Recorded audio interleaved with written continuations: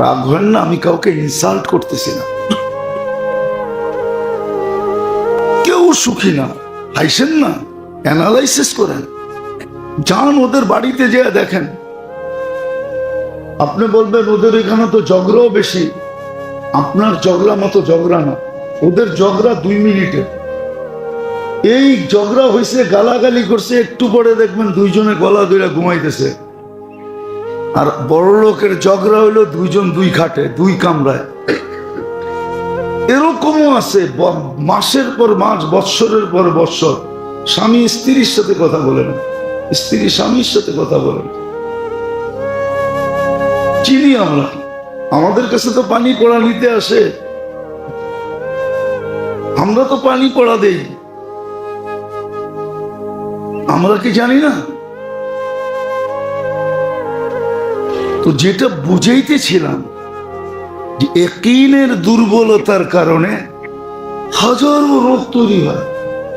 আর ইয়াকিনের দুর্বলতা এটা হলো জীবনের রোগের উৎস 1 নম্বর। এই জন্য আল্লাহর রসুল এটাকে সেট করছেন, ইয়াকিন ঠিক করো। ইয়াকিন ঠিক হবে, অনেক রোগের থেকে তুমি বেঁচে যাবে। তুমি পাইলে বলবে আলহামদুলিল্লাহ, পাইলে বলবে আলহামদুলিল্লাহ, না পাইলে বলবে সাবার না, পাইলে বলবে শাকার না, শুকরিয়া আদায় করলাম, না পাইলে বলবে সাবার না, সবর করলাম। সত্য এটা, মানেন আমার কথা? মানে যাদের ইয়াকিন ঠিক, ওদের ঘুম যে কত আরামে হয় এটা আপনি বুঝবেন না। ঘুম যে কত আরামে হয় এটা আপনি বুঝবেন না। যাদের ইয়াকিন ঠিক হয় না, কেন ওদের ইয়াকিন ঠিক না হইলে লোভ হবে, ইয়াকিন ঠিক না হইলে লালসা হবে, ইয়াকিন ঠিক না হইলে হিংসা হবে, ইয়াকিন ঠিক না হইলে বিদ্বেষ হবে, ইয়াকিন ঠিক না হইলে দুশ্মনী হবে, আরো অনেকগুলো হবে। তো যার ভিতরে এতগুলা রোগ থাকে, ওর তো ঘুম ট্যাবলেট খাইলেও না হওয়ার কথা, ওর ঘুম ট্যাবলেট খাইলেও হবে না। এই জন্য বহুত লোক আছে ট্যাবলেট খেতে, খাওয়া ছাড়া ঘুম হয় না।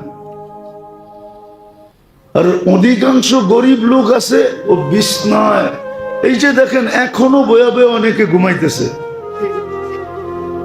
বয়ান শুনতেছে আর কি করতেছে, ঘুমাইতেছে। আপনি বলেন লাউড স্পিকারের আওয়াজ, আমার চিৎকার, তারপর ওর ঘুম আসে কেমনে? বোঝা গেল ও এইগুলার থেকে মুক্ত, এই জন্য ওর ঘুম আসে। আর আরেকজনের ঘুম আসে না, লোভে, লালসা, হিংসা, বিদ্বেষ, দুশ্মনী, ঘুম আসে না। কেন? ও ভাবে সকালে উঠেই কোর্টে যেতে হবে, ঘুমাবো কোন সময়? এইখানে যেতে হবে, ওইখানে যেতে হবে, ঘুমাইতে পারে না। মাইনা নেন, ইয়াকিনের দুর্বলতা থেকে শত রোগ তৈরি হয়। প্রথম এটা, ইয়াকিন যখন দুর্বল হয়, এই জন্য নির্ণয় করা উচিত, চিহ্নিত করা উচিত যে এই 4 জিনিসের উপরে আমার কোনো দুর্বলতা আছে কিনা। আল্লাহর কথার উপরে, রসুলের কথার উপরে, সাহাবাদের কথার উপরে, এবং হক্কানি আলেম ওলামা আল্লাহ ওয়ালাদের কথার উপরে আমার কোনো সন্দেহ আছে কিনা। যদি থাকে তাহলে বোঝা যাবে যে আপনি আক্রান্ত, আপনি আক্রান্ত। তখন দেখা যাবে সারাদিন আপনার চলে যাবে প্ল্যান বানাইতে বানাইতে, সারাদিন বইয়া প্ল্যান বানাবে, প্ল্যান আছে। আমার লোকে চলেন, দেখায় দেন। কিছু লোক শুধু লোক রাখা দিছে যে তুই খালি সারাদিন খুঁজবি প্রত্যেক অফিসে যায় যে কার কোনখানে দুর্বলতা আছে, আর আমারে খবর দিবি, আমি এটা দখল করবো। লোক রাখা আছে বেতন দিয়া। মনে হয় আপনারা জানেন না, ঠিক না? আপনারা কোত্থেকে আসছেন, তো আকাশ থেকে আবার জুমার পরে আকাশে চলে যাবেন, এই সমাজে তো থাকেন না। শুধু আমিই জানি। হ্যাঁ,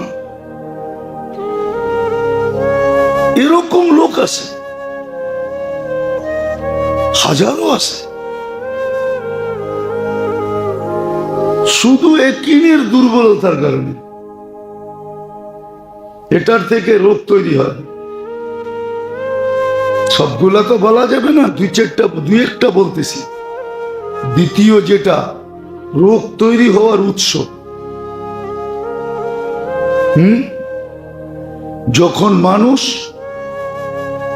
মনের অধীন হয়, অথবা বিবেকের অধীন হয়, অথবা বুদ্ধির অধীন হয়, অথবা নিজের শিক্ষার অধীন হয়। যা শিখছে ওটাকেই বলে আমি তো শিখছি, আমি তো শিখছি, আমিও শিক্ষিত, আমরাও শিক্ষিত। এটার অধীন যখন হয়, মনের অধীন, মনের এটাকে শাহওয়াত বলে আরবিতে, অথবা হাওয়া বলে। আফারাইতা মান ইত্তাখাযা ইলাহাহু হাওয়া, যে নিজেকে মনের অধীন করে, অথবা বিবেকের অধীন করে, অথবা বুদ্ধির অধীন করে। অনেকে বলে, আমরা বলে না হুজুর এটা বিবেক মতো হইল না, বিবেক এটাকে মানে না, বিবেক এটাকে মানে না। অথচ আমি বলতেছি আল্লাহ বলছে, ও বলে কি আচ্ছা বিবেক তৈরি করছে হ্যাঁ? বিবেক বড় না আল্লাহ বড়? বিবেক বড় না আল্লাহ বড়? তাহলে ও তো বলতেছে বিবেক মানে না, ও তো বলতেছে বুদ্ধি মানে না, বুদ্ধিমতো হয় না। ও তো বলতেছে আমরাও তো পড়ালেখা করছি। ও কি পড়ালেখা করছে বলেন তো? কোরআন, হাদিস, কি পড়ালেখা করছে? ও তো পড়ালেখা এটাই করছে, এটা তো করছে, ও তো পড়ালেখা করছে দান্দার পড়ালেখা। 1 টাকার বিল রে কিভাবে 100 টাকা বানান যায়, এই দান্দার বিল পড়ালেখা করছে। নইলে হাজার হাজার কোটি টাকার মালিক হয় কেমনে? বেতন মাত্র 1 লাখ টাকা। এর চেয়ে বেশি তো আমরা ফু দিয়ে কামাইতে পারি। হ্যাঁ, হাসেন কেন? খুলে দিমু চেম্বার, দেখেন ফু দিয়ে কেমনে কামায়।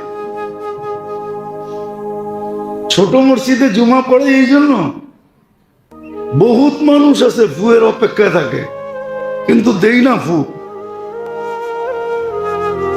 ফু দিয়েও কামান যায়। তো দ্বিতীয় রোগ উৎপত্তি হয় যখন নিজেকে মনের অধীন করে, বিবেকের অধীন করে। জীবনের রোগের উৎপত্তির দ্বিতীয় স্থান, দ্বিতীয় জিনিস মনের অধীন করা, বিবেকের অধীন করা, বুদ্ধির অধীন করা। নিজে যে বিদ্যা তিন ব্যাপারে কমসে কম, অথবা যাদের ব্যাপারে আল্লাহ রসুলের হুকুম আছে এদেরকে মানো। বরং এই জমানায় তো 4টাকে যোগ করতে হবে। মাইনা নেন আমার কথা, না মানলে আপনার অভিরুচি। কিন্তু একদিন আপনি দেখবেন সত্য কোনটা মিথ্যা কোনটা। কুয়াশা সরলেই রাস্তা দেখা যায়, নাইলে ফক লাইট লাগে, নাইলে ফক লাইট ছাড়া কুয়াশা রাস্তা দেখা যায় না। আমরা তো সারাদিন চলি, এই কুয়াশার সিজন আসতেছে, আমাদের মাথা ব্যথা বাড়তেছে, কেননা কুয়াশা রাস্তা এত ঘন হবে যে রাস্তা দেখা যাবে না। তখন গাড়িতে ফক লাইট লাগবে, যদিও পুলিশ বলবে যে ফক লাইট পাইলেই শহরে মামলা দিমু, কিন্তু তারপরও বাধ্য হয়ে লাগাইতে হয়।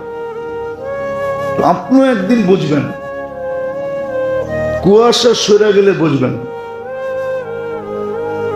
কিন্তু ওই বুঝায় কোনো কাজে দিবে না। এখন 4টা, একটু আগে 3টা বলছিলাম, কিন্তু এই জমানায় 4টা। আল্লাহ, রসুল, সাহাবায়ে কেরাম এবং হক্কানি আলেম ওলামা আল্লাহওয়ালা।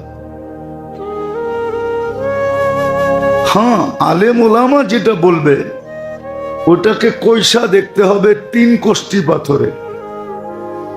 দেখতে হবে কোরআনে আছে কিনা, হাদিসে আছে কিনা, সাহাবা বলছে কিনা। যদি বইলা থাকে তো এটা মাথার উপরে রাখতে হবে। তো যেটা বলতেছিলাম যে আজকে আমাদের জীবন রোগে আক্রান্ত, শরীর তো আক্রান্তই। বরং কখনো বলছিলাম মনে হয় যে জীবনের রোগ শরীরকেও আক্রান্ত করে, নাইলে আল্লাহ রসুল দোয়া দিবেন কেন? দোয়া দিছেন যে এটা দ্বারা তোমার শরীরের রোগও মুক্ত হবে, এমনকি দেহের রোগও মুক্ত হবে। 70 না 80% রোগ মানুষের শরীরে হয় শুধু দেহের রোগের কারণে। দেহের রোগ হয় জীবনের রোগের কারণে, নাইলে দেহের রোগ হইতো না। দেহের রোগের 80% কারণ হলো জীবনের রোগের কারণে।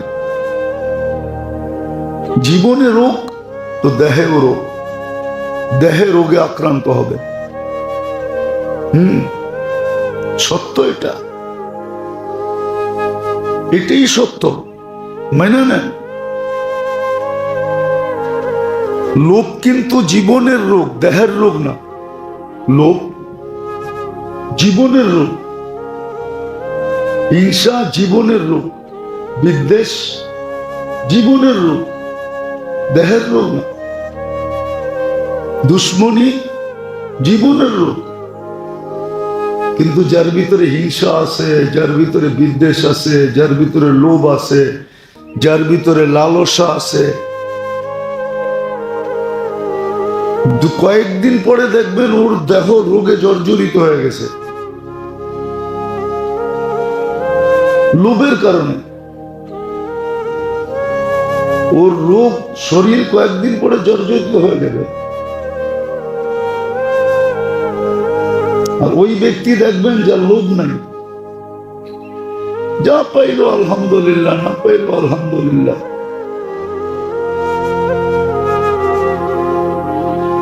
মানবে তো না কেউ, বলে বলবো। এই জন্য দেখবেন গরিবের জীবনে লোভ কম, কঠিন রোগ ওদের জীবনে কম। ধনীদের জীবনে লোভ বেশি। লোভ বেশি না? বেশি না? শব্দটা যদিও খারাপ, লোভ বেশি। আরো হইতে হবে, আরো হইতে হবে। যে দেখেন বড় বড় রোগ ওদের বেশি। গরিব তো ফার্মেসির ওষুধ খাই ভালো হয়ে যায়। কি ওরা যা দেখবেন ফার্মেসির কাজ দিয়েও হাঁটে না। বড় বড় হাসপাতালে বুক দেওয়া আছে। গরিব তো কখনো 10 টাকা দিয়ে অসুখ ভালো হয়ে যায়, ঠিক না? আর ও দেখবেন 10 লাখ টাকা দিয়েও ভালো হয় না। আপনি অ্যানালাইসিস করেন আমার কথা, মিডিয়ায় তো যাবে সব কথা, চিন্তা করেন। ইয়াকিন যখন দুর্বল হয়, বিশ্বাস যখন দুর্বল হয় আল্লাহর উপরে, আল্লাহ রসুলের উপরে, সাহাবায়ে কেরামের উপরে, হক্কানি আলেম ওলামা আল্লাহওয়ালাদের উপরে, তখন কিন্তু অনেক কিছু তৈরি হয়। শত রোগ উৎপত্তি হয়। এটা হলো প্রথম। এখান থেকে জীবনের রোগের উৎপত্তি শুরু হয়। ইয়াকিনে যদি দুর্বল থাকে, হ্যাঁ কিতাবে আছে। এই জন্য সাহাবায়ে কেরাম আল্লাহওয়ালারা এটার উপরে খুব রট লাগাইছেন, বড় চেষ্টা করছেন এটাকে ঠিক করার জন্য, বড় চেষ্টা করছে। নাহলে আবু বকর সিদ্দিক রাদিয়াল্লাহু তাআলা আনহুর মতো মানুষ আল্লাহ রসুলকে জিজ্ঞেস করতেন না, ইয়া রাসূলুল্লাহ, ইয়াকিন দুর্বল হলে যে জিনিস হয় সেটা হলো সর্বপ্রথম ক্যান্সার পর্যন্ত পৌঁছে, ওটার দ্বারা শিরক হয়, শিরক, এটা হলো ক্যান্সার অথবা কুফর। আবু বকর সিদ্দিক রাদিয়াল্লাহু তাআলা জিজ্ঞাসা করছে, ইয়া রাসূলুল্লাহ, শিরকে জলি প্রকাশ্য যেটা শিরক, এটার থেকে তো চোখে দেখা বাঁচা যায়, কিন্তু শিরকে খফি যেটা বুঝাই যায় না, ওটার থেকে বাঁচবো কিভাবে? আল্লাহ রসুল দোয়া শিখাইয়া দিয়েছেন, দোয়া সকালে পড়ো বিকালে পড়ো, আল্লাহুম্মা ইন্নী আউযু বিকা আন উশরিকা বিকা শাইয়্যান ওয়া আনা আ'লাম ওয়া আস্তাগফিরুকা লিমা লা আ'লাম। দোয়া শিখাইছেন যে এটা দিয়ে তুমি বেঁচে যাবে। এই জন্য আজকে যে আমাদের জীবনে রোগ, প্রত্যেকের জীবনে যে রোগ, নাইলে মনে করেন একটা কথা তো সুস্পষ্ট, এটা তো সুস্পষ্ট, আর দুনিয়া মাকসুম, তোমার ভাগে যা আছে তা মিলবেই মিলবে, যার কপালে যতটুক লেখা আছে অতটুক মিলবেই মিলবে। আর দুনিয়া মাকসুম, আর দুনিয়া বিত্তাকাদ্দুর, রুফিয়াতিল কলম রুফিয়াতিল আকলাম জুফাতিস সুহুফ। কুরআন বলে হুয়াল্লাযী খালাকাকুম সুম্মা রাযাকাকুম আল্লাহু হুয়ার রাজ্জাকু যুল কুওয়াতিল মাতিন ওয়া মা মিন দাব্বাতিন ফিল আরদি ইল্লা আলাল্লাহি রিজকুহা ওয়া ফিস সামাই রিজকুকুম ওয়া মা তুআদুন ফারাব্বুস সামাওয়াতি ওয়াল আরদি মিসলা মা আন্নাকুম তানতিকুন। সুস্পষ্ট তোমার দায়িত্ব আমার উপরে। তো লুবি হয়তো হয় কি করে, ও তো বলবে লুবি হয়ে লাভ নাই, শুধু আমি ক্লান্ত হব, শুধু আমি কেন, ওর বেশি তো মিলবে না যেটা আল্লাহ বলছে, আল্লাহ যা চাইছে।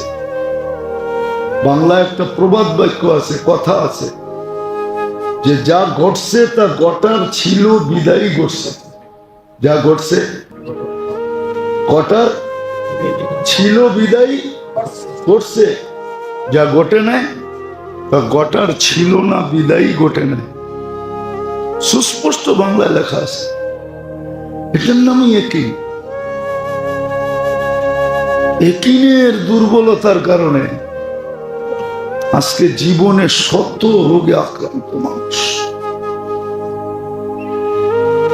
আল্লাহ রসুল সাল্লাল্লাহু আলাইহি ওয়াসাল্লাম সর্বপ্রথম এসে এটা ঠিক করছে,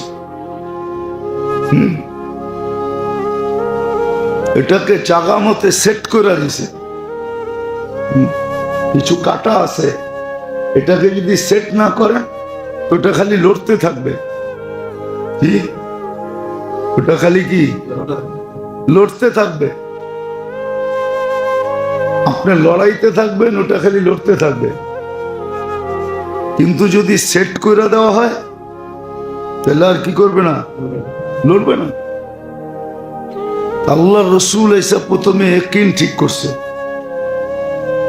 কেননা এটা হলো জীবনের রোগের মূল উৎসর ভিতর থেকে একটা, 7-8টার ভিতরে একটা, যেটার থেকে শত রোগ তৈরি হয়। যদিও বাংলায় বলা আছে, প্রথমটা শিখছে শুনছে, শুধু এইটাই বিশ্বাস করে পরিশ্রমে ধন আনে, আগেরটা শিখে নেয়। পরিশ্রমে ধন আনতে পারে কিন্তু সুখ আনতে পারে না। পরেরটা লেখা আছে পুণ্যে আনে সুখ। সুখ আনতে হলে ধন লাগবে না, পুণ্য লাগবে। কি সুখ আনতে হলে ধন লাগবে না। এই জন্য 100 ধনীরা কেউ হ্যাপি না, কেউ সুখী না। সত্য কাহিনী শোনাবো আপনাদেরকে। আমি কাহিনীতে বিশ্বাসী না। মজদুর আছে না, লেবার কনস্ট্রাকশন লেবার, বিভিন্ন জায়গায় অনেক লেবার লাগে না। ওরা দেখবেন সকাল বেলা টিফিন কারি লইয়া কর্মস্থলে যেতে থাকে, ঠিক না? দুপুরে সবাই একসাথে বসে খায়, যে যেটা আনে ওইটাই খায়। এখন সবাই বসে খাইতেছে, তো ওদের ভিতরে একজন লিডার থাকে, ঠিক না? এটা কিন্তু শোনা, কানে শোনা কথা বলতেছি। অনেক আগে, ওই সময় তো এতটুকু পরিচিত ছিলাম না, কেউ চিনতো না। এখন তো রাস্তাঘাটে সবাই চিনে, মিডিয়ার যুগ। তো জীবনটা আক্রান্ত হবে কিভাবে? না, সত্য এটাই। শরীরটা যেরকম রোগে আক্রান্ত হয়, তদ্রূপ জীবনটাও রোগে আক্রান্ত হয়।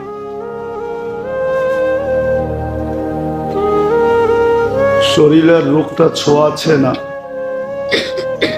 একজনের ভিতর থেকে আরেকজনের ভিতরে যায় না, এটাই সত্য।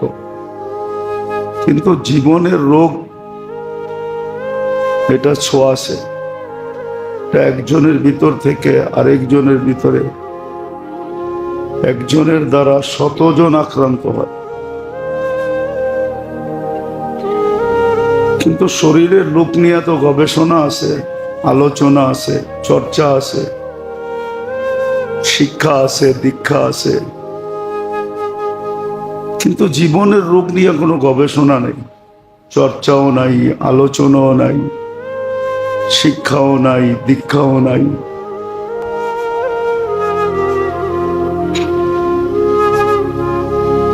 শরীরের রোগে এরকম আছে যে এক রোগ একাধিক রোগকে সৃষ্টি করে। একটা হইলে আরো কয়েকটা হয়,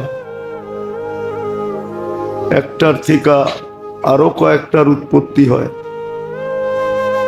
জীবনের রোগ এরকম আছে, একটার থেকে কয়েকটা না কয়েকশ তৈরি হয়। শরীরের রোগ দ্বারা তো ব্যক্তি আক্রান্ত হয়, কিন্তু জীবনের রোগ দ্বারা সমাজ আক্রান্ত হয়, পুরা দেশ আক্রান্ত হয়। তার পরিধি অনেক বড়।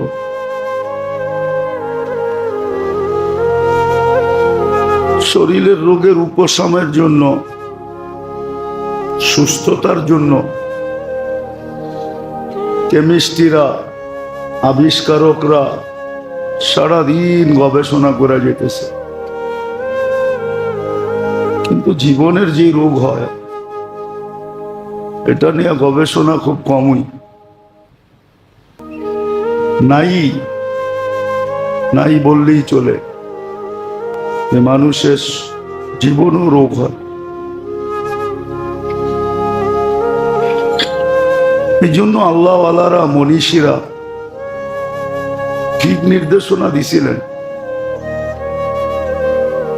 শরীরেরটা তো সুস্পষ্ট, যেমন ডাক্তাররা বলে ডায়াবেটিস হইল আর কন্ট্রোল হইল না, সে শত রোগের জন্ম দিবে শরীরে। এরকম জীবনেও যখন রোগ হয়, তখন এটাও শত রোগকে জন্ম দেয়।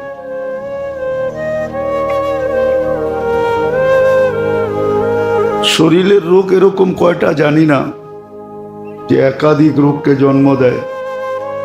2-4টাই হবে, 2-4-10টাই হবে। কিন্তু জীবনের রোগ যেটা সমস্ত রোগকে জন্ম দেয়, উম্মুল আমরাজ বলে এটাকে, রোগের মা, মা যেরকম বাচ্চা জন্ম দেয়, ঠিক জীবনের রোগগুলো মানুষের জীবনে শত রোগের জন্ম দেয়। আবারও বলতেছি, শুধু তার জীবনটা আক্রান্ত হবে না, বরং যার ভিতরে আসবে একটা হবে, তার দ্বারা পুরা সমাজ আক্রান্ত হবে, পুরা গোষ্ঠীকে গোষ্ঠী আক্রান্ত হবে। আজকে অ্যানালাইসিস করলে দেখা যায় এটাই, চিন্তা করলে দেখা যায় এটাই মানুষের জীবনে রোগে আক্রান্ত। অথচ যেই মানুষ সংজ্ঞা ছিল যে মানুষ কাকে বলে, মানুষের সংজ্ঞা ছিল মানুষ বানানেওয়ালার পক্ষ থেকে, মানুষ যিনি বানাইছেন আল্লাহ, ওনার পক্ষ থেকে সংজ্ঞা ছিল যে মানুষ কাকে বলে। আন্নাস মাইয়ানফাউন নাস, মানুষকে উপকার করে। কিন্তু এখন বিলকুল উল্টা, মানুষ ওকেই বলে যে মানুষের অপকার করে।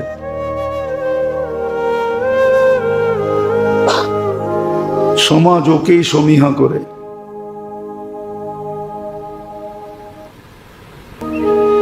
তো মানুষের সংজ্ঞা বিলকুল উল্টায় গেছে, শুধু জীবনের রোগের কারণে। আর দেহের রোগের চিকিৎসা দুনিয়াতে সম্ভব, যদি চিকিৎসা নাও হলো। কিছু রোগ এরকম আছে যেটা আক্রান্ত হয়ে মানুষ মারা যায় তো শাহাদতের মৌত পর্যন্ত মিলে। কিছু লোকের রোগের লিস্টি এরকম আছে, যেরকম ডায়রিয়ায় যে মারা যায় শাহাদতের মৌত মিলে। করোনায় যারা মারা গেছে মহামারীতে, শাহাদতের মৌত। মহামারীতে যে মারা যায়, এরকম আরো কিছু রোগ আছে, জ্বরে যে মারা যায় শাহাদতের মৌত মিলে। কিন্তু জীবনের রোগে যদি কেউ আক্রান্ত হইল আর চিকিৎসা না হইল, প্রথম তো মানুষ ক্লিনিকে এই জন্যই যায় যে রোগের নির্ণয় করা হোক, রোগ চিহ্নিত করা হোক। এই জন্যই কিন্তু টেস্ট হয়, চিহ্নিত করার পরে চিকিৎসা হয়। ঠিক প্রত্যেক মানুষ যদি নিজের জীবনের রোগকে চিহ্নিত না করলো, ভালো মতে বুঝি, আর এটা সঠিক চিকিৎসা না হইল এই দুনিয়ায়, তাহলে কিন্তু এটার চিকিৎসা জাহান্নামে হবে আর নির্ঘাত হবে, নিঃসন্দেহে হবে। জাহান্নাম কিন্তু দুনিয়ার জেলের মতো না, আর দুনিয়ার আয়নাঘরের মতো না, বড় কঠিন জিনিস। এত কঠিন যদি না হতো তাহলে কিতাবে পাওয়া যায় জিবরিল আমিনের মতো ব্যক্তি, যেদিন থেকে জাহান্নাম আল্লাহ তৈরি করছেন আর উনি দেখছেন, ওই দিন থেকে ওনার কান্না এখনো থামে নাই যে আল্লাহ আমাকে জাহান্নামে না দিয়া দেয়। আমরা তো শুনতেছি, দেখতেছি না। আল্লাহ দেখাইতেছেন না, শুনাইতেছেন। বর্ণনা আছে জাহান্নাম কি জিনিস। জীবনের রোগ যদি নির্ণয় না হইল, চিহ্নিত না হইল, এটা আমি চিহ্নিত না করলাম, আর এটার যদি সুচিকিৎসা না হইল এই দুনিয়াতে, তাহলে কিন্তু চিকিৎসা জাহান্নামে হবে। শরীরের রোগ নির্ণয় করার জন্য এক জমানায় ছিল দুই একটা চিকিৎসা করলেই হতো, দুই একটা টেস্ট করলেই হতো। এখন মনে হয় টেস্ট সিরিয়াল বাড়তে বাড়তে কয়েকশো হয়ে গেছে। আপনি জিজ্ঞেস করেন 50 বছর আগে এত টেস্ট করতে হতো না, দুই একটা করলেই হতো। আর এখন কয়েকশো হয়ে গেছে টেস্টের সিরিয়াল। কিন্তু তারপরেও দেখা যায় আগের তুলনায় রোগীর সংখ্যা বাড়তেছে, ডাক্তারখানাগুলা জমজমাট, ক্লিনিকগুলাতে উপচে পড়া ভিড়। এত টেস্টের মাত্রা বাড়ার পরেও যে রোগের মাত্রা কমছে এমন না, মেডিসিন বাড়ার পরেও যে রোগের মাত্রা কমছে এমন না। কিন্তু গবেষণা চলতেই আছে, চলতে থাকবে। এটা নিয়ে আমাদের আলোচনাও না, বুঝানোর জন্য বলতেছি, বোঝা উচিত যে আমার জীবনটা কোন রোগে আক্রান্ত, আর মৌলিক রোগ কয়টা। আসলে দেখলে দেখা যায় জীবনের মৌলিক আসল রোগ হলো 6 থেকে 7টা, যেগুলা সব রোগকে অস্তিত্ব দেয়। এর থেকেই সব রোগ পয়দা হয়, এইগুলার থেকেই সব রোগ সৃষ্টি হয়। আর হইতে হইতে বাড়তে বাড়তে এত বাড়ে, এত বাড়ে, এটা বলা অতীত বাড়ে, বলা অতীত বাড়ে, বলা অতীত বাড়ে, এত বাড়ে। তো যেটা বুঝাইতেছিলাম, ভালো মতে বুঝি আর নির্ণয় করি, চিহ্নিত করি যে এই রোগগুলো আমার ভিতরে আছে কিনা, চিকিৎসা করি। কেননা সত্য এটাই, দেহটা আল্লাহর দেওয়া, যদিও আমি ব্যবহার করি, আমি আমার বলি, কিন্তু বাস্তবে এটা আমার না। তো সৃষ্টিকর্তা একজন অবশ্যই আছে, নিজে নিজে হয় না। নিজে নিজে যদি হইতো তাহলে মানুষ সন্তানহীন কেন থাকতো? বহুত মানুষ দুনিয়াতে আছে সন্তানহীন, সন্তান নাই। নিজের সারা জীবনের পুঁজি অন্যের হাতে উঠাইয়া দিয়া দিছে। নাম বলা যাবে, সারা বাংলাদেশের মানুষ চিনবে, নিজের সন্তান নাই। পালক সন্তানের হাতে কোত্থেকে পালতে আনছে এটাও জানে না, সারা জীবনের সম্পত্তি ওর হাতে উঠাইয়া দিছে। ও মোচ করতেছে, ফুর্তি করতেছে, আছে, নাম বলবো না, নামও জানি। সমাজে শীর্ষস্থানীয় লোক আছে, সন্তান নাই, নিঃসন্তান, কিন্তু একটা পালক আনছে, হয়তো বাইকটা আনছে, নাইলে বোনেরটা আনছে, ওর হাতে সব উঠাইয়া দিয়া দিছে সম্পত্তি। আর নিজে ফুর্তিতে আছে, ভাবতেছে আমার সন্তানই তো খাইতেছে, আসলে ওর সন্তানই নেই। তো বুঝা গেল এটা সৃষ্টিকর্তা আল্লাহ। ইয়াহিবু লিমান ইয়াশা'উ যুকুরা ওয়া ইয়াহিবু লিমান ইয়াশা'উ ইনাসা ওয়া ইয়াজআলু মান ইয়াশা'উ আকিবা। কুরআন এটাই বলে, যাকে ইচ্ছা মেয়েই দেন, যাকে ইচ্ছা ছেলেই দেন, যাকে ইচ্ছা কিচ্ছু দেন না। এটা বানানে ওয়ালা আল্লাহ, কসম খোদা, আল্লাহ বানানে ওয়ালা। বিদায় জীবনের লোক চিহ্নিত করা উচিত। এটার হিসাব কিতাব কিন্তু নিবে এমন না, জাররারও হিসাব নিবে। জাররা তো চিনেন না, জাররা যদি চিনতেন, ওটার জন্য গ্রামে যেতে হবে। আর ওই পুরান যুগের ঘর হইতে হবে, বেড়ার ঘর। ওটা দিয়ে যখন সকালবেলা বা বিকালবেলা পূর্বের সূর্য অথবা পশ্চিমের সূর্য যখন ঘরের ভিতরে ঢোকে, ওটার ভিতরে তাকাইলে দেখা যায় কি জানি নড়ে চড়ে বালুর কণা দেখা যায়, ওটার নাম জাররা। জাররারও হিসাব নেবেন। ومن يعمل مثقال ذرة شرا يره ومن يعمل مثقال ذرة خيرا يره। ওই যারা ভালোরও মূল্য দিবে, কত দিবে এটা ভাবতে গেলে মানুষের এই ছোট ব্রেনের রক ফেটে যাবে। এই জন্য মানুষ ভাবে না যে কত দিবে, কত দিবে, কত দিনের জন্য দিবে। জান্নাতের কোনো প্রতিদান সাময়িক না, চিরদিনের জন্য।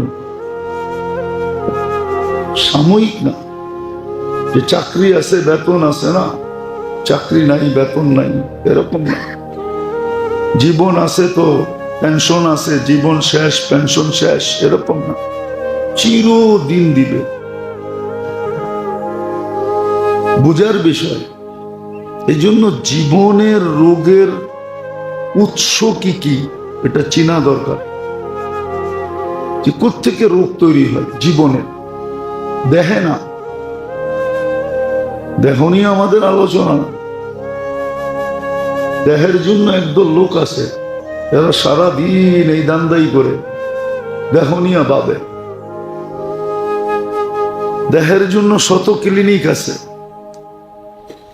বাংলাদেশে তো এরকম উপজেলা আছে যে মানুষের চেয়ে ক্লিনিক বেশি। এত মুদি দোকানও নাই যত ক্লিনিক আছে। দুই চারটা জায়গার নাম আমি জানি, ক্লিনিক আর ক্লিনিক। কিন্তু এটা নিয়ে আলোচনা না, আলোচনা হলো জীবনের রোগের মেইন জিনিস কি। প্রথম যেটা মানুষের জীবনে আল্লাহ রসুলের ওয়াদা এবং ওয়াইদ, অঙ্গীকার এবং শাস্তির উপরে যাদের পরিপূর্ণ বিশ্বাস নেই, পরিপূর্ণ ইয়াকিন না থাকা, আল্লাহর ওয়াদা এবং ওয়াইদ, আল্লাহ রসুলের ওয়াদা এবং ওয়াইদ করার পরে কি বিনিময় দিবে, না করলে কি শাস্তি দিবে, পরিপূর্ণ ইয়াকিন যদি না থাকলো, চোখ বন্ধ করা। আজকে আমাদের অতটুকু নাই, অতটুকু বিশ্বাস নাই।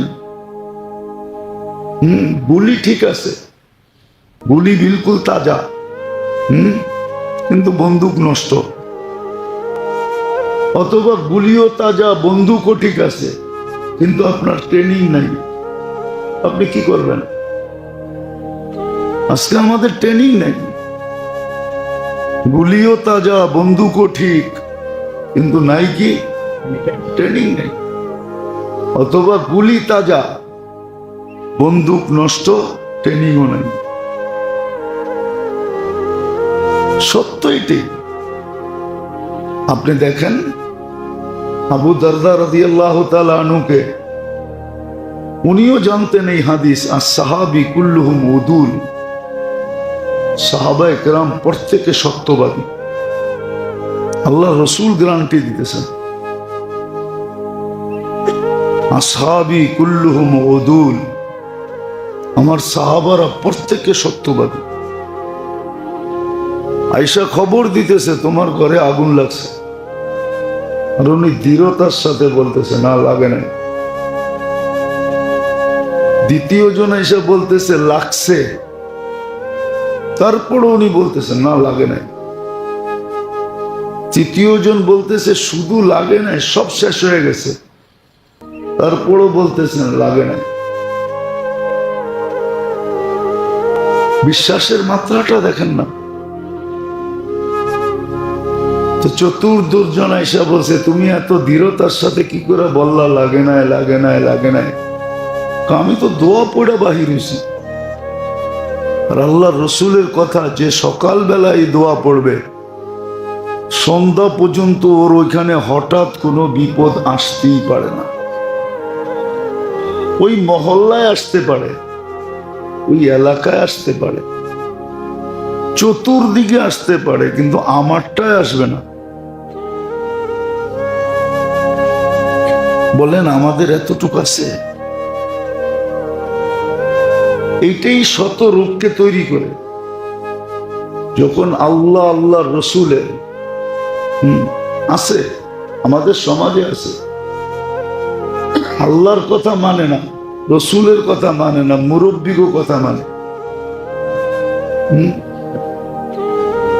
আপনি হাদিস শুনান, শুনায় একটা কথা বলেন, কয় মশওয়ারা তো হয় নাই। কি কয়? মশওয়ারা তো হয় নাই, মুরব্বীরা তো কয় নাই। রাগ হয় না, কিন্তু সচরাচর এটাই করে। আপনি ডাইরেক্ট হাদিস শুনাইলেন, ও শুনাইয়া দিবে আপনারে। না ভাই, মুরব্বীরা তো মশওয়ারা করে না। কালকে তো আমি মশওয়ারায় ছিলাম, মুরব্বীরা তো বলে নাই মেম্বর থেকে, অমুকে বলে নাই, তমুকে বলে নাই, অথচ হাদিস আল্লাহ রসুল বলছে, আল্লাহ রসুল বলছে, আল্লাহ রসুল বলছে। তো সর্বপ্রথম জীবনের লোক যেটা শুরু হয়, প্রথম উৎস যেটা থেকে সব রোগ, এটাকে একটা শব্দে বলা যায় ইয়াকিনের দুর্বলতা। আল্লাহ আল্লাহ রসুলের উপরে বিশ্বাসের দুর্বলতা। লা ইলাহা ইল্লাল্লাহ পড়ে, কিন্তু আল্লাহর উপরে অতটুক, ওই যে বলে না, প্রবাদ বাক্য আছে না, আল্লাহও লাগে ইল্লাও লাগে। এটা হলো দুর্বলতার থেকে বলতেছে, ইল্লা লাগে। আল্লাহ লাগলে আবার ইল্লা লাগবে কেন? আপনি আমারে বুঝান যুক্তি দিয়া। সমস্ত কিছু যার কাছে, যার থিকা, ওইখানে আবার ইল্লা লাগবে কেন? আল্লাহও লাগে ইল্লাও লাগে, আল্লাহও লাগে ইল্লাও লাগে, তাহলে এটা কেন বলবে? বোঝা গেল ইয়াকিনের দুর্বলতা থেকে সমস্ত হাজারো রোগ তৈরি হয়, হাজারো রোগ, হাজারো রোগ। এই জন্য সাহাবায়ে কেরাম এটাই দেখছেন,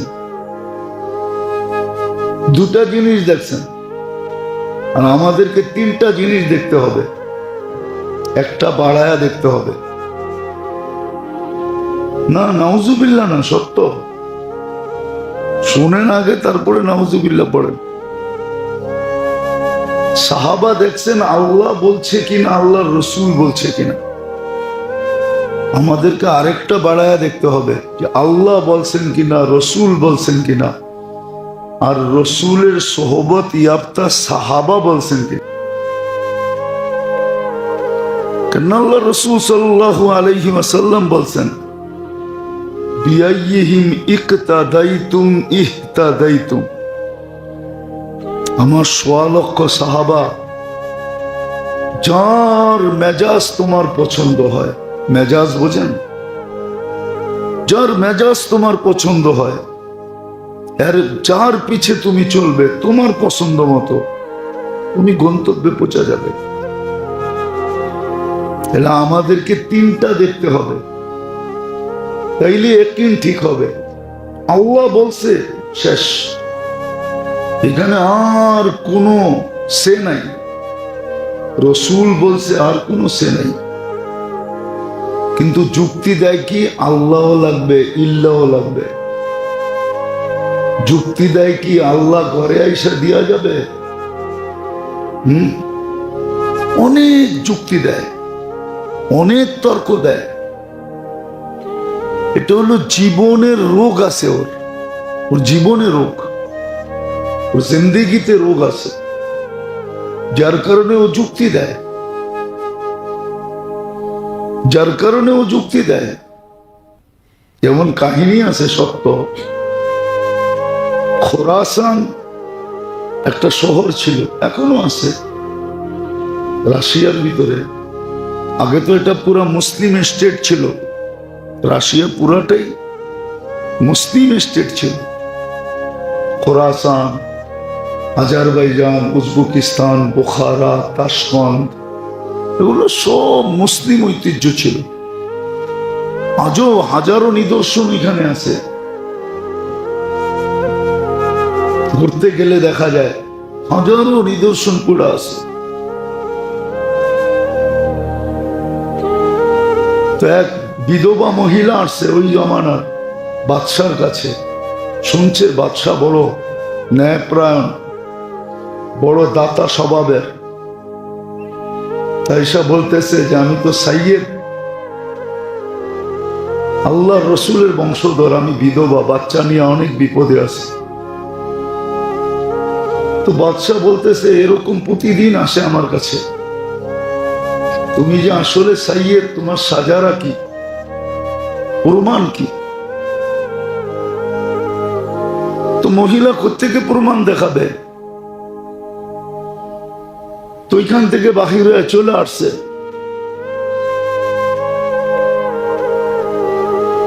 চলে আসার পরে শুনছে যে এক অগ্নি পূজক পাশে আসে, সে বড় দাতা স্বভাবের লোক। তো তার কাছে গেছে, সে আশ্রয় দিয়া দিছে। তো রাত্রে স্বপ্নে দেখছেন রাজা রাসূলুল্লাহ সাল্লাল্লাহু আলাইহি ওয়াসাল্লামকে জান্নাতের এক ঘর দেখছেন। বলছে ইয়া রাসূলুল্লাহ, এই ঘরকে? কয় যে মুসলমান, মোমেন। তো বলছে আমিও তো মোমেন, আমিও তো মুসলমান। তো বলছে প্রমাণ দাও, প্রমাণ দাও। তুমি না আমার মেয়ের কাছে প্রমাণ চাইছো, তুমিও প্রমাণ দাও। তো সে ঘুমের থেকে সজাগ হয়ে তালাশ করতে শুরু করছে এই মহিলা গেছে কোথায়। তো ওই অগ্নি পূজকের কাছে গেছে, বলছে ভাই এই ফ্যামিলি আমাকে দিয়া দে, তুই যত টাকা দিছস আমি এর চেয়ে 10 গুণ বেশি দিব। মজুসি বলতেছে বেচা কিনা হয়ে গেছে, যেই স্বপ্ন তুমি দেখছো ওই স্বপ্ন আমিও রাত্রে দেখছি, আমি মুসলমান হয়ে গেছি, বিদায় আর বেচা কিনা করা যাবে না, সওদা কমপ্লিট। সত্য এটাই। মানুষের ইয়াকিনে যখন দুর্বলতা থাকে, ইয়াকিনে আল্লাহ, আল্লাহর রসুল এবং সাহাবায়ে কেরাম, এই 3 জিনিসের কথার উপরে যখন দুর্বলতা মানুষের থাকে, এটা হলো রোগ সৃষ্টির উৎস। এইখান থেকে হাজারো রোগ তৈরি হবে, এইখান থেকে হাজারো রোগ তৈরি হবে। আর ইয়াকিনের দুর্বলতা থেকে, ইয়াকিনের দুর্বলতা থেকে মানুষের ভিতরে এমন কি রোগ তৈরি হইতে হইতে হইতে হইতে হইতে এটা 2টা স্তরে পৌঁছতে পারে, 2 স্তরে। যেমন কিছু রোগ আছে হইতে হইতে ক্যান্সার পর্যন্ত যায়, তো ডাক্তার নিচে লেখা দেয় নো অ্যান্সার। যদিও বর্তমানে চিকিৎসা করে, কিন্তু সফলতার মুখ খুব কম দেখে, খুব কমই সফল, অসফলই সব। তো ইয়াকিনের দুর্বলতা যখন মানুষের, তো বলছে এদিকে আস। আসার পরে আল্লাহওয়ালা ছিলেন, পাগড়ি খুলা বলে মাথায় দিয়া দিছে, কয়েকবার সামনে দেখ। ও দেখা চিৎকার দিয়া উঠছে, হুজুর এটা কি দেখতেছি? কয় এই জন্যই চেহারাটা ডাইকা আসি, এই জন্যই চেহারাটা ডাইকা আসি। সত্য এটা, আপনি মানেন না? চেহারায় মানুষ থাকে, আসলে মানুষ হয় না, আসলে মানুষ হয় না। হাজারো রোগ পয়দা হয় যখন মানুষ নিজেকে নিজের মনের অধীন করে, মন মতো চলে, অথবা বিবেকের অধীন করে, অথবা বুদ্ধির অধীন করে, অথবা দুনিয়ার শিক্ষার অধীন করে, দুনিয়ার শিক্ষার অধীন করে, তখন মানুষ মানুষ থাকে না। আচ্ছা বলেন, মানুষ যদি মানুষ হতো, দুনিয়ার মানুষ যদি বর্তমানে মানুষ হতো, তাহলে আপনি ফিলিস্তিনের দিকে তাকান, এ কি মানবতার কাজ? শিশু মারা, মহিলা মারা, বৃদ্ধদেরকে মারা, এ কি মানবতার কাজ? মানবতার কাজ তো না। কিন্তু সারা দুনিয়াই তো মানবতা বলে মেনে নিতেছে, ঠিক না? কি সারা দুনিয়া কি বলতেছে? ওরা শুদ্ধি করতে চাইতেছে। ওরা কি করতে চাইতেছে? শুদ্ধি। আমাদের দেশেও তো ছিল এরকম, বললে তো কথা মিডিয়া চলে যাবে, করে ফাসাদ বলে কি আমরা শুদ্ধি করতেছি, করে ফাসাদ, আর বলতেছি কি কি করতেছি? শুদ্ধি করতেছি, শুদ্ধি করতেছি। এটার কারণ এটাই, এটার কারণ এটা। এই জন্যই প্রতিবেশী আজকে প্রতিবেশীর দ্বারা নির্যাতিত কেন জানেন? আচ্ছা বলেন তো, আমি বলছি, কালকেও বলছি, পরশুও বলছি, আমাদের দেশে মাদক কি গরিব মানুষ ঢুকায়? কারা? শুধু বড় লোক না, যারা হাই লেভেলের, এদের হাত ছাড়া তো মাদক ঢুকতে পারে না। ঢোকে কি করে? তো মানুষ হলো কোথেকে? হাজারো যুবকের জীবন নষ্ট করতেছে। রেহাব সেন্টার বাংলাদেশে যতগুলা, কয়টা আছে জানেন? এক রেহাব সেন্টারে মাসে খরচ কত জানেন? একজন লোক ঢুকাইলে এটা তো জানেন না। ঢাকা শহরই রেহাব সেন্টার আছে, একটা ছেলেকে দিলে মাসে 60,000 টাকা দিতে হয়। হয়তো গ্রামগঞ্জে 8-10 হাজার টাকায় হয়, কিন্তু ঢাকা শহরে এরকম রেহাব সেন্টার চিনেন? মাদক নিবারণ সেন্টার, মাদক আসক্তি যারা, 60,000 টাকা দিতে হয় মাসে। জীবন তো গেছেই, মাদক ছুইলেও যৌবন চলে যায়, খালি ছুইলে, খাইতে হয় না, কেন? এটা লানতকৃত, এটার উপরে আল্লাহর 100% লানত। এটা যে বহন করবে ওরও যৌবন থাকে না, যারা আনে ব্যবসা করে ওদেরও যৌবন নেই, ওদেরও যৌবন নাই, নাই যৌবন ওদের 100%। আপনি ডাক্তার দিয়ে চেক করান, স্বাভাবিক যৌবন নাই ওদের। আপনার যেরকম স্বাভাবিক আছে ওর স্বাভাবিক নেই। যে আনে, যে বহন করে, যে বিক্রি করে, যে হাত দিয়া নাড়াচাড়া করে, খাইলে তো কোনো কথাই নেই, নাড়াচাড়া করলেও যৌবন থাকে না। তো সব কিছু সৃষ্টি হইতেছে দ্বিতীয়টার কারণে। এটা হলো জীবনের রোগের উৎপত্তি স্থল। মন মতো চলা, বিবেকের অধীন হয়ে চলা, বুদ্ধির অধীন হয়ে চলা, বিদ্যার অধীন হয়ে চলা। আরেকটা হাদিস মনে উঠলো, এই জন্য বলতেছি, আমাদের সমাজে তো শুধু যুদ্ধ ঘোষণা করে, মাদকের বিরুদ্ধে যুদ্ধ আছে, কিন্তু সমাধানের কোনো জিনিস নাই। মাদক যারা ব্যবহার করে, যারা বেচে কিনে ক্যারি করে, লাড়াচাড়া করে, ওদের 7 জেনারেশন পর্যন্ত এই দুর্বলতা বুঝবে। হাদিসে আছে, আল্লানাতু তাবলুগু সাবআম মিনাল ওয়ালাদ, এটা 7 জেনারেশন পর্যন্ত যাবে। কয় জেনারেশন? 7 জেনারেশন পর্যন্ত, 7 জেনারেশন পর্যন্ত পৌঁছবে। এটা লানতকৃত।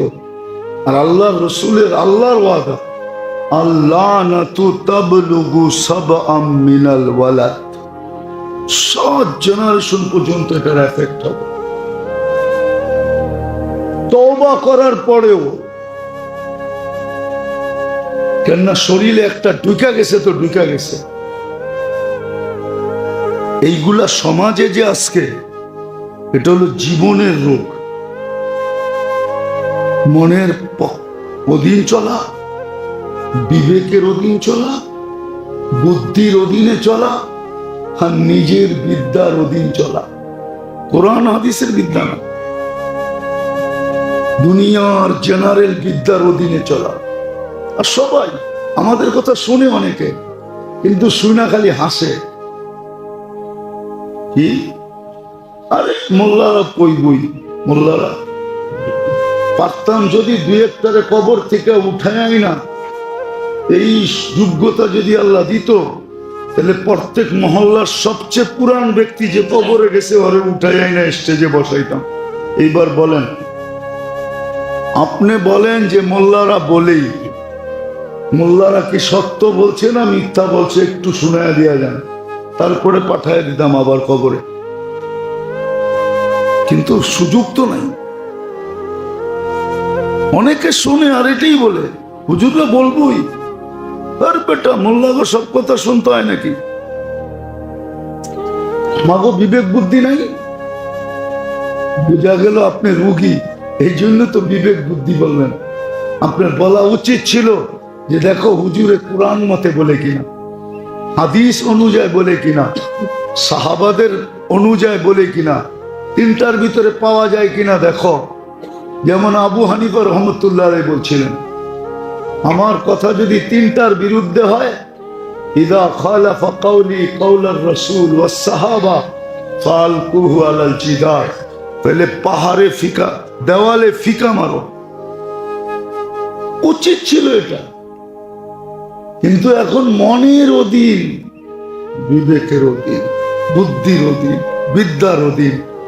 100% আপনি লেখা রাখেন, আপনি জীবনে রোগে আক্রান্ত, আপনি রোগী। এটা যদি শুদ্ধি না করলেন, চিকিৎসা না করলেন, চিকিৎসা হবে কিন্তু জাহান্নাম। লেখা রাখেন। হ্যাঁ, প্রত্যেকটা চিকিৎসার ব্যবস্থা আছে, অধিকার আছে, কিভাবে চিকিৎসা করবে এটাও আছে, কিতাবে লেখা আছে। বলবো ধারাবাহিক ভাবে একটার পরে একটা বলবো। এই জন্য আজকে এই দুটেই বললাম যে শুধু দেহে রোগ হয় না, জীবনেও রোগ হয়।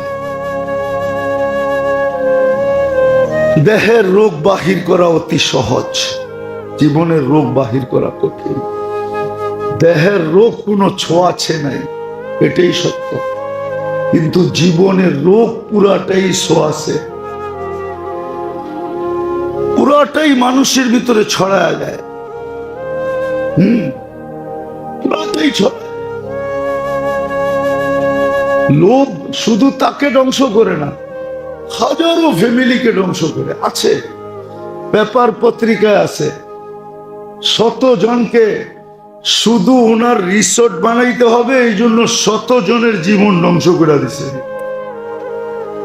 লোভের ঠিকা আছে, পেপারে আছে, পত্রিকায় আছে, মানুষের সামনে আছে। শুধু আমার লাগবে, এটাই লোভ, এটা আমার আমার। কিন্তু কয়জনের যে রুজি রুটি যাবে এটা পাবে না, গেলে গেল, আমার কি আসে যে আমার তো এটা লাগবে, আমার তো এটা লাগবে। এগুলা রোগ, জীবনের রোগ। আসেন, দেখেন নিজের ভিতরে আছে কিনা, চিকিৎসা করেন। প্রথমে নির্ণয় করেন, তারপরে চিকিৎসা করেন। কোথায় চিকিৎসা হবে দেখেন, নাইলে বড় বিপদ সামনে। আমি তো বলি, আপনাদেরকেও বলি, এইখানেও কেউ নেই যে রাত্রে বিছনায় যায় এই কথা ভাবে, একটু চিন্তা করে যে আমি তো খাটে ঘুমামো, বাবা জানি কোথায় ঘুমা। কবরে যে রেখা আসলাম, বাবা না জানি কোথায় ঘুমায়। আমি তো উচ্চা উচ্চা তোর সঙ্গে ঘুমাবো, হায় মা জানি কোথায় ঘুমাবো, মা জানি কেমন আছে, একজনও ভাবি না। ঠিক আপনার বেলাও সন্তান ভাববে না আপনি যদি না ভাবেন। আর এগুলা রোগের কারণে। আল্লাহ আমাদেরকে বুঝার তৌফিক নসিব করুন। ওমা আলাইনা ইল্লাল বালাগ। তো একটা আরেকটারে কইতেছে, বেটা গল্প করতে করতে, আমরা যার কাজ করি স্যার, ওর বাপে ওরে পড়ালেখা করায় একটা গাধা বানাইছে। তো সব দিয়ে কয় কেন, তোরা কি দেখোস না সবই তো স্যারের বউ করে, সে খালি পিছে ব্যাগটা লয়া করে, তোরে পড়ালেখা করে এরকম বানাইলো কেন? কেন ওরে তো চালায় কে? আমাগো সামনেও তো মাঝে মাঝে ধমক দেয়, চুপ করো তুমি, বেশি বোঝো, দেয় না? না মনে হয় রাগ হয়ে গেল কেউ, দেয় না? আমাগরটাই তো ভালো দেওস না, সকালবেলা আসছি, রাত্রে ওইটা পাক করে দিছে, আবার বিকালে যামু, পানিটা রেডি রাখবো, গোসল করমু, পরিষ্কার হমু, পোলাপান গুলারে সরায় বলবে তোর বাবা সারাদিন গায়ে খাইতে আসছে, একটু আরাম করতে দে, শরীরটা ভালো না থাকলে কালকে আবার যাবে কাজে কি করা। আমাগর ডি তো ভালো। বলেন তো খেলা খেলাড়ি দিয়া জমে না দর্শক দিয়া জমে? হ্যাঁ, খেলাড়ি দিয়া খেলা জমে না। কিয়ামতের মাঠের বিচারের দিন আল্লাহ যুবককে দর্শক বানাবে, দর্শক। হুজুররা যদি কয় দর্শক, আবার কোত্থেকে পাইল? চলেন হাদিস দেই। দর্শক ইয়াদিল্লুহুমুল্লাহু তাহতা দিল্লি ইয়াওমা লা দিল্লা ইল্লা দিল্লু। আল্লাহ আরশের নিচে ছায়া দিবে। যুবকদের গ্যালারি ভিন্ন হবে, 60টা গ্যালারি হবে, একটা গ্যালারি যুবকদের হবে। দুনিয়ার স্টেডিয়ামের গ্যালারির মতো বাদামালা ঘুরবো আর তুমি কিনা খাইবা, ওইখানে সব নিয়ে ঘুরতে থাকবে, তুমি খালি বিনা পয়সায় গ্যালারিতে বসে খাইতে থাকবা আর হিসাব কিতাব দেখতে থাকবা যে কিভাবে হিসাব কিতাব হয়। না হইলে কেন কোরআনে আসবে হাল সুব্বিবাল কুফফারু মা কানু ইয়ামালুন? কাফেরদেরকে যে শাস্তি কিয়ামতের মাঠে দিবে, তো আল্লাহ এই উম্মতের মুসলমানদেরকে জিজ্ঞাসা করবে তোমাদের মন ভরতেছে না ভরতেছে না বলো, তাইলে আরো বাড়ায়া দেই। তো মুসলমানরা বলবে আল্লাহ মন ভরতেছে, তারপরেও আল্লাহ আযাব বাড়ায়া দিবে, আমাদের মন বাগ বাগ বানায়া দিবে, আরো সে নিচে গ্যালারিতে ছায়া দিবে। ঠিক নারী যদি এরকম হয়, আল্লাহকে রাজি করলো, পুরুষ যদি এরকম হয় যে আল্লাহকে রাজি করলো, যুবক যদি আল্লাহকে রাজি করলো, বৃদ্ধ যদি আল্লাহকে রাজি করলো, আল্লাহ বলে শুধু আমাকে রাজি করো, কিন্তু